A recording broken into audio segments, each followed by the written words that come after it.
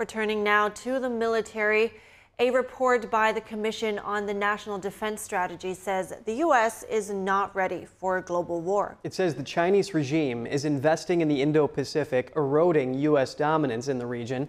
This while Russia is posing major risks in outer space and cyberspace. I wanted to learn more about this, so I spoke to Kervin Aucoin. He's the former lead intelligence, surveillance, and reconnaissance coordinator for the U.S. Army and the host of This Week Explained podcast. Here's what he told me.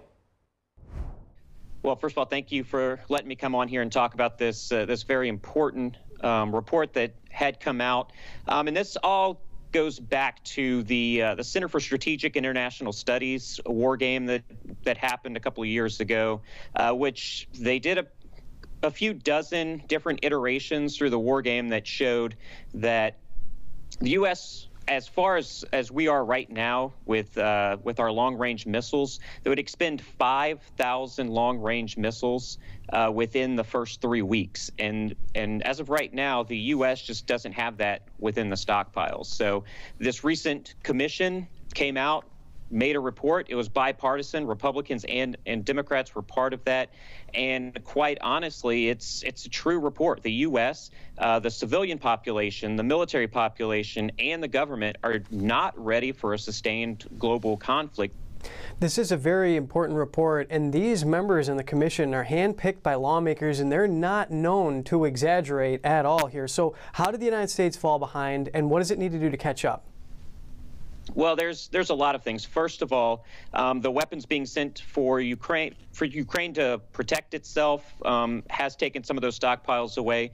With that, the U.S. just hasn't produced enough. So with the bureaucracy within D.C.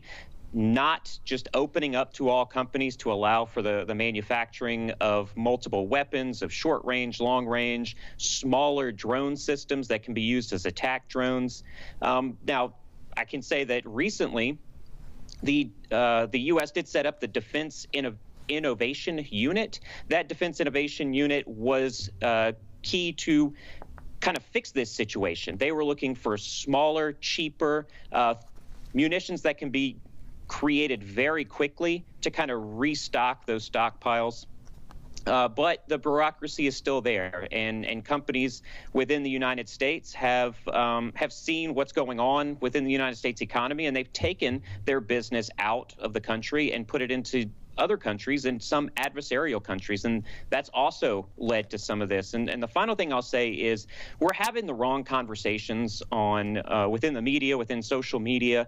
It feels a lot like your Thanksgiving dinner table conversations of angry bickering back and forth about which political party we support. I think we should just all support the United States of America, and we're going to need everyone on the same page for this.